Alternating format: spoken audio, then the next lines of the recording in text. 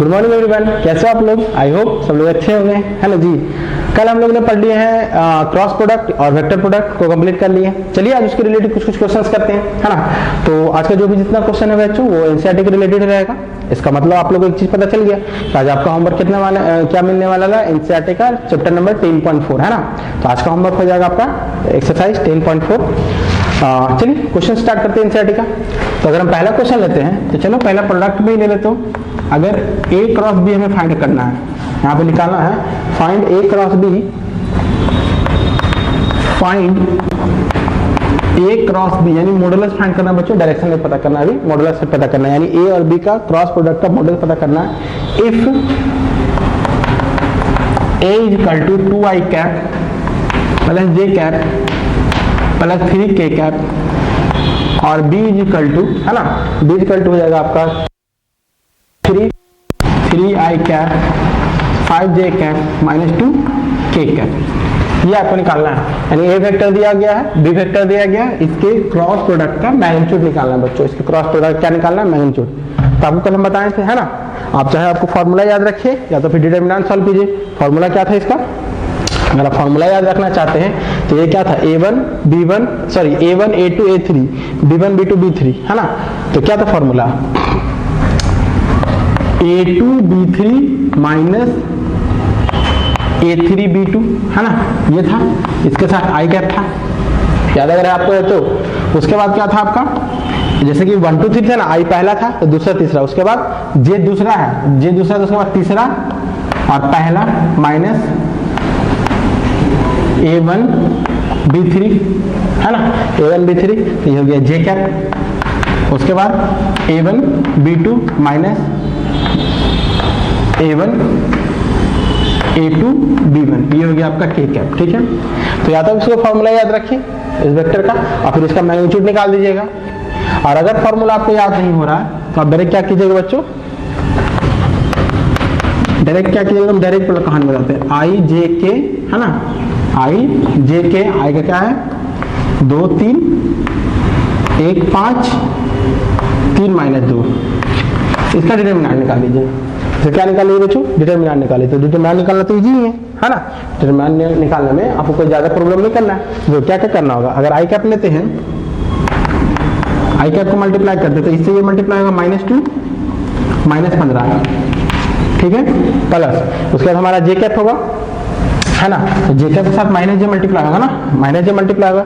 तो इसको अगर लेते तो ये और ये कैंसिल, तो 2 -4, है ना। और उसके बाद क्या हो जाएगा 3 3 -9, ठीक है। अगर माइनस कॉमन है तो चलो अगला स्टेप में लिख देते हैं। और k का क्या हो जाएगा? प्लस के 10 -3, सबको प्लस के फॉर्म में लिख दो, यानी कि -17 i कैप माइनस को मल्टीप्लाई कर देंगे इसमें, तो हमारे पास हो जाएगा 13 j cap plus 7 k cap. ये आ गया आपका क्रॉस प्रोडक्ट का मैग्नीट्यूड निकालने वाले से। इसे हम लोग क्या निकालने वाले? मैग्नीट्यूड निकालने वाले, यानी -13 7 और क्या आ गया बच्चों? 7। जब इसका हम निकालेंगे क्या मैग्नीट्यूड, तो मैग्नीट्यूड हमारे पास हो जाएगा -17 का स्क्वायर प्लस 13 का स्क्वायर प्लस 7 का स्क्वायर, -17 का स्क्वायर प्लस 13 का स्क्वायर प्लस 7 का स्क्वायर। स्क्वायर निकाल लीजिएगा बच्चों। स्क्वायर टोटल ऐड करके अगर आएगा तो आपका आ जाएगा 13 507 यूनिट। कितना आएगा बच्चों? 507 यूनिट। तो इसमें कोई खास प्रॉब्लम नहीं है ना। क्या किए हैं एकदम ध्यान से देखिए कि सर हमें क्रॉस प्रोडक्ट का मैग्नीट्यूड निकालना है। क्या निकालना है? क्रॉस प्रोडक्ट का मैग्नीट्यूड निकालना है। तो जिन बच्चों को अगर फॉर्मूला याद है तो फॉर्मूला वैल्यू पुट कीजिए, आएगा यही चीज। अगर फॉर्मूला वैल्यू पुट कीजिएगा ना तो यही चीज आएगा। अगर तो फॉर्मूला पुट करना थोड़ा सा डिफिकल्ट लग रहा है तो आप डिटरमिनेंट को सॉल्व करो। क्या सॉल्व करो बच्चों? डिटरमिनेंट। और यही ज्यादा इजी, ज्यादा कॉमर्स अति ज्यादा हम लोग इसी को बनाते हैं, डिटरमिनेंट निकाल कर ही बनाते हैं। तो i j k है 2 3 1 5 3 2 था, क्रॉस मल्टीप्लिकेशन करके डिटरमिनेंट निकाल दी। तो ये हमारा आया क्या? ये आया था वेक्टर। ये क्या है बच्चों? a क्रॉस b, ये आया था हमारा a क्रॉस b। जब इसका मैग्नीट्यूड निकालना होगा तो अंडर रूट निकालेंगे ना सबका, है ना। जब इसका मैग्नीट्यूड निकालना होगा तो हम इसका अंडर रूट निकालेंगे। कोई दिक्कत यहाँ पे नहीं है, यानी क्लियर कॉन्सेप्ट। चलिए आगे बढ़ते हैं। तो चलिए बच्चों हम लोग नेक्स्ट क्वेश्चन की तरफ बढ़ते हैं, है ना। तो नेक्स्ट क्वेश्चन है find a unit vector perpendicular to each of the vector a plus b and a minus b where a vector and b vector. अच्छा, a वेक्टर और b वेक्टर दिया हुआ है, आपको परपेंडिकुलर वेक्टर निकालना है। किसके किसके बीच? तो इन दोनों के बीच परपेंडिकुलर वेक्टर निकालना है। इन दोनों के बीच क्या करना है बच्चों? परपेंडिकुलर वेक्टर निकालना। तो याद करो परपेंडिकुलर वेक्टर कहां से निकलेगा? आप परपेंडिकुलर वेक्टर क्या से निकलेगा? अगर a प्लस बी और a माइनस बी का अगर आप क्रॉस प्रोडक्ट करते हो तो ये इसका मैग्नीट्यूड और साथ साथ मैग्नीट्यूड के साथ क्या देता है? डायरेक्शन। और डायरेक्शन किसके देता है?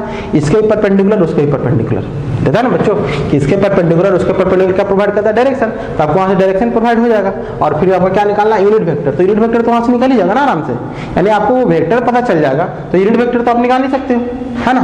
चलिए देखते हैं क्या करना है भाई। सबसे पहले तो हम क्या करेंगे? सबसे पहले हमको तो a प्लस बी और a माइनस बी बनाना होगा। हमें क्या बनाना होगा? सबसे पहले a plus b. a plus b क्या बनेगा बच्चों? अगर a प्लस बी अगर हम बनाना चाहें तो a प्लस बी हमारे पास आएगा 2i cap 3j cap 4k cap. और a माइनस बी अगर बनाना चाहें ये तो i cancel out, minus j cap minus 2k cap. ये रहा आपका a plus b into a minus b, a plus b vector और ये a माइनस बी वेक्टर। अब दोनों का आपको क्या करना है? Cross product. क्यों? क्योंकि क्रॉस प्रोडक्ट हमारा क्या देगा? डायरेक्शन परपेंडिकुलर देगा। क्रॉस प्रोडक्ट क्या होता है? डायरेक्शन क्या होता है? परपेंडिकुलर होता है और वेक्टर भी उसी तरफ होगा।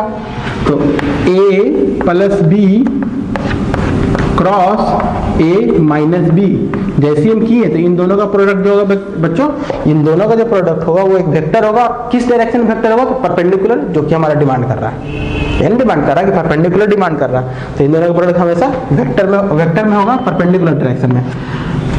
क्या हम बताएं हैं कि डिटरमिनेंट ज्यादा यूज होता है तो इसी को यूज कर लीजिए, है ना। आई जे के, है ना। आई का वैल्यू क्या? 2 3 4 और ये तो 0 हो गया ना आई का वैल्यू, जे माइनस 1 माइनस 2, ठीक है। तो इसको जब आप सॉल्व कीजिएगा बच्चों तो 3 into minus 6 minus minus plus 4 आई कैप, है ना, plus sorry minus j cap होगा ना, माइनस जे कैप, या फिर इसको प्लस ही लिखते हैं, माइनस बाद में लगा देंगे, प्लस ये सॉरी अब इसका करना है तो ये कैंसिल होगा, 2 इंटू 2 माइनस 4 अभी तो कहानी खत्म, तो 0 माइनस जे प्लस के का, तो ये और ये कैंसिल, तो ये हो गया आपके पास माइनस 2 और ये तो 0 हो गया, तो क्या हो गया, तो यहां से जो आएगा आपका minus 2i cap plus 4j cap minus 2k cap, ठीक है जाएगा, minus 2i cap plus 4j cap minus 2k cap, है ना। तो ये आपका हो गया बच्चों वेक्टर हो गया इन द डायरेक्शन ऑफ, ये वेक्टर हो गया किस डायरेक्शन में? परपेंडिकुलर डायरेक्शन में। लेकिन आपसे पूछ क्या रहा है? आपसे पूछा यूनिट वेक्टर, आगे पूछ क्या रहा है बच्चों? Unit vector. तो चलिए इसको हम कुछ मान लेते हैं, ये इस वेक्टर को मान लिए, let suppose that P vector, क्या मान लिया बच्चों? P vector.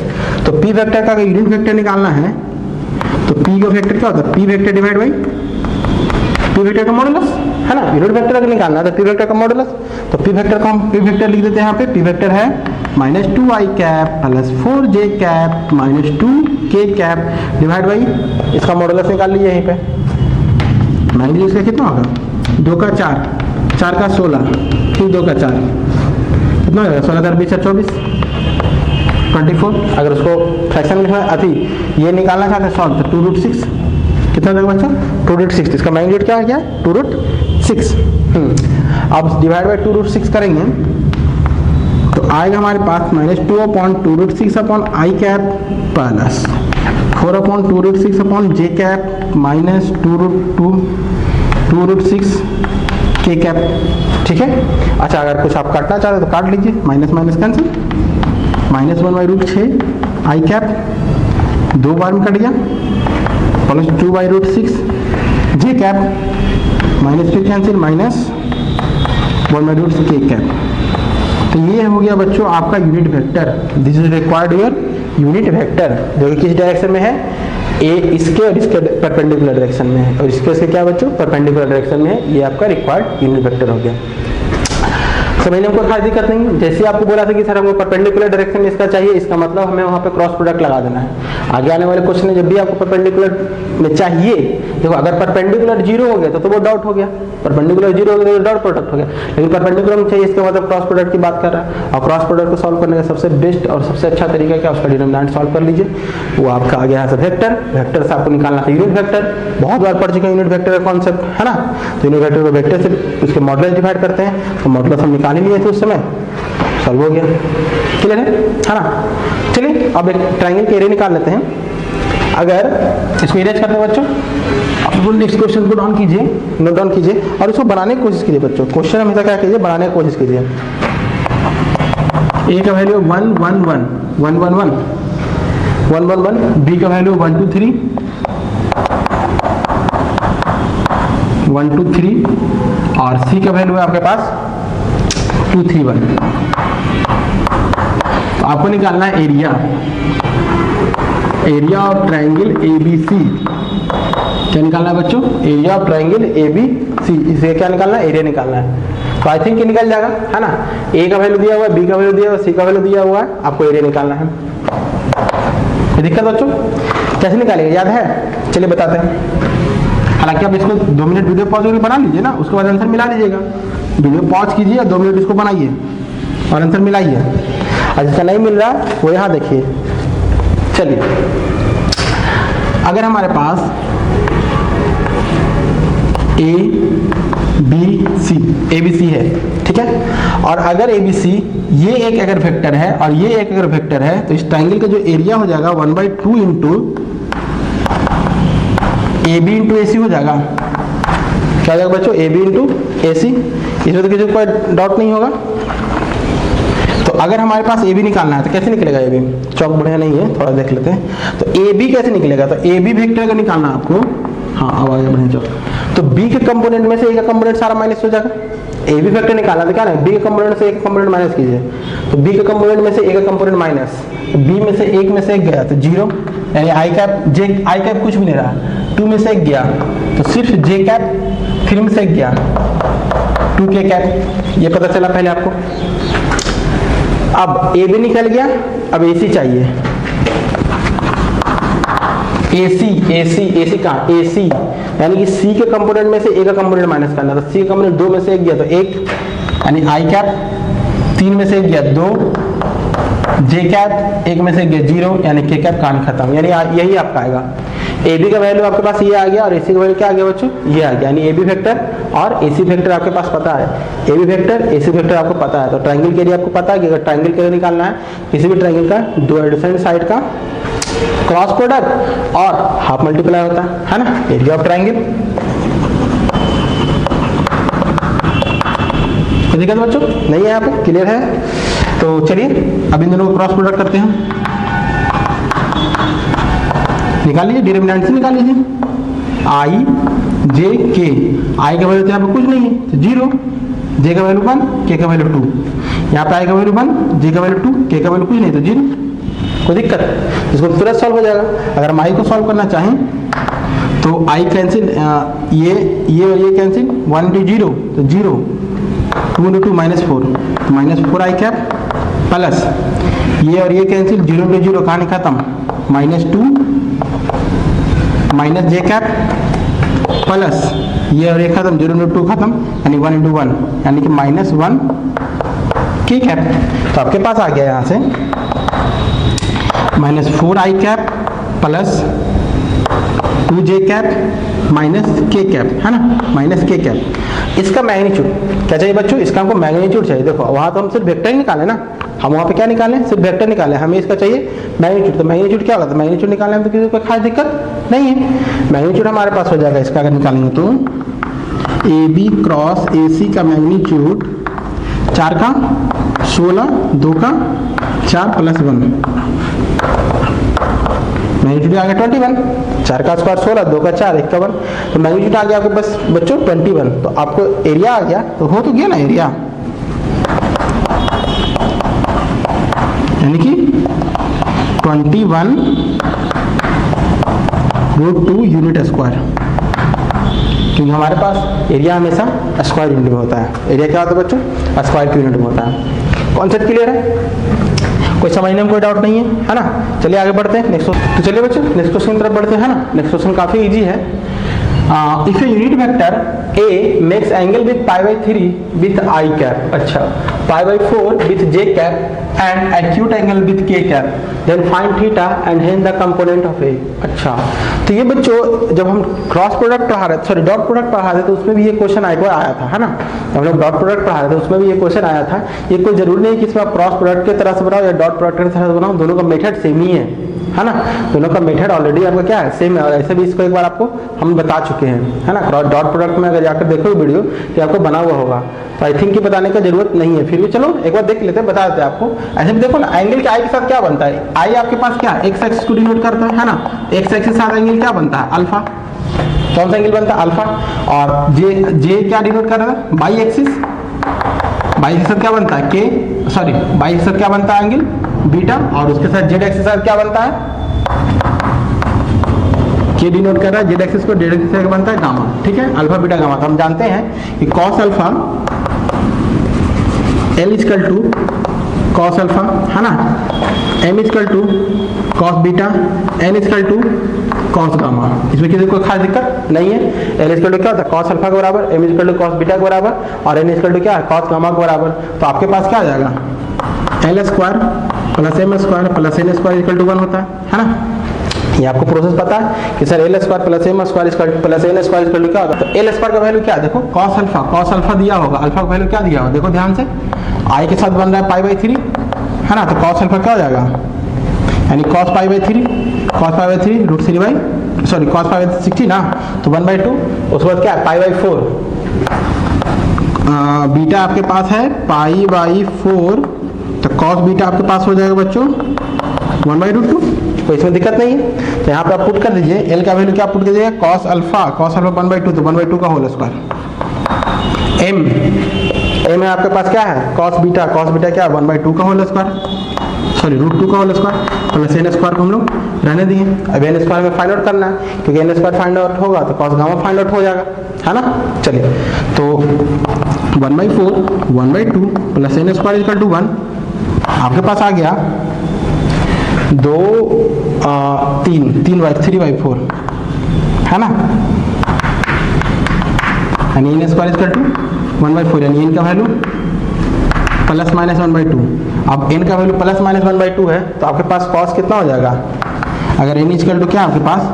Cos gamma plus minus 2 है 1/2, तो गामा का वैल्यू हो जाएगा बच्चों 1/2 है ना? तो एक तो हो जाएगा π/3, एक हो जाएगा 2π/3, है ना? प्लस माइनस 1/2 है तो π/3 2π/3। अब ध्यान क्या देना है बच्चों आपको? यहाँ लिखा हुआ है एक्यूट, तो एक्यूट लिखा था यानी कैंसिल हो जाएगा।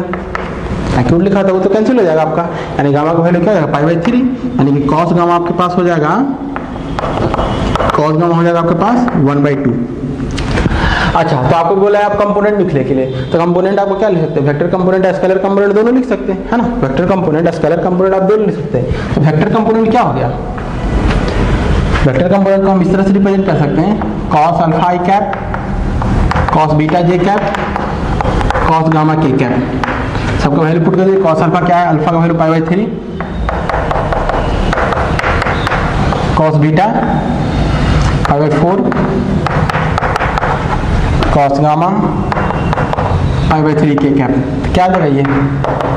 1/2 आई कैप, 1/2 जे कैप, 1/2 के कैप।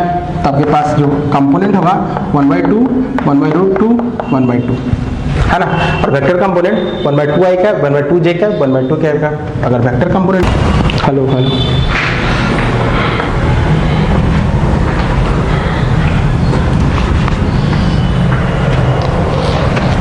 ये हमारा बच्चा हो गया स्केलर प्रोडक्ट, स्केलर कंपोनेंट। अगर हम वेक्टर कंपोनेंट की बात करें तो 1/2 आई कैप प्लस 1/2 जे कैप। ये तो वेक्टर बन गया ना, कॉमा लगा दो तब नहीं है हमारा होगा। तो ये हो गया बच्चों आपका कंपोनेंट। ये क्या हो गया बच्चों? आपका कंपोनेंट हो गया। इसमें किसी कोई खास प्रॉब्लम नहीं है ना? सिंपली क्वेश्चन पूछा था कि π/3 π/4 और के के साथ क्या एंगल बन रहा है, तो के के साथ एंगल बनाने के लिए हमारे पास जब भी इस तरह का क्वेश्चन आएगा तो एक्स के साथ अल्फा एंगल, के साथ गामा एंगल, और वो इधर मिला दिए, और बाई एक्स के साथ बीटा एंगल, है ना। बाई एक्स के साथ कौन सा एंगल बनता है बच्चों? Beta angle. एल हमारा क्या होता है? Cos alpha, n cos beta, n क्या होता है? Cos gamma, l square m square n square का वैल्यू 1। हम वहां से क्या निकाल लिए? वैल्यू फाइंड आउट कर लिए। आई थिंक इसमें किसी कोई खास डाउट नहीं है ना। चलिए नेक्स्ट क्वेश्चन की तरफ बढ़ते हैं। ये हमारा बच्चों हो गया स्केलर प्रोडक्ट, स्केलर कंपोनेंट। अगर हम वेक्टर कंपोनेंट की बात करें तो 1/2 i cap plus 1/√2 j cap. ये तो वेक्टर बन गया ना, कॉमा लगा दो तब नहीं है हमारा होगा। तो ये हो गया बच्चों आपका कंपोनेंट। ये क्या हो गया बच्चों? आपका कंपोनेंट हो गया। इसमें किसी कोई खास प्रॉब्लम नहीं है ना। सिंपली क्वेश्चन पूछा था कि π/3 π/4 और k के साथ क्या एंगल बन रहा है। तो k के साथ एंगल बनाने के लिए हमारे पास जब भी इस तरह का क्वेश्चन आएगा तो x के साथ अल्फा एंगल, k के साथ गामा एंगल और वो इधर मिला दिए, और बाई एक्स के साथ बीटा एंगल, है ना। बाई एक्स के साथ कौन सा एंगल बनता है बच्चों? Beta angle. एल हमारा क्या होता है? Cos alpha, n cos beta, n क्या होता है? Cos gamma, l square m square n square का वैल्यू 1। हम वहां से क्या निकाल लिए? वैल्यू फाइंड आउट कर लिए। आई थिंक इसमें किसी कोई खास। चलो बच्चों नेक्स्ट क्वेश्चन की तरफ बढ़ते हैं। तो हमारे पास क्वेश्चन है कि given that a dot b 0 और a क्रॉस b भी 0, a डॉट बी 0 और a क्रॉस b 0, तो what can you conclude about vector a and vector b? What can you conclude about vector a and vector b? तो सबसे पहले हम लोग बच्चों क्राइटेरिया निकालते हैं, है ना, कि अगर डॉट प्रोडक्ट 0 होगा तब, अगर डॉट प्रोडक्ट 0 होगा तो इसका दो ऑप्शन है ना, या तो a का वैल्यू 0 और b का वैल्यू 0, और एंगल जो होगा बच्चों थीटा जो होगा वो 90 डिग्री होगा।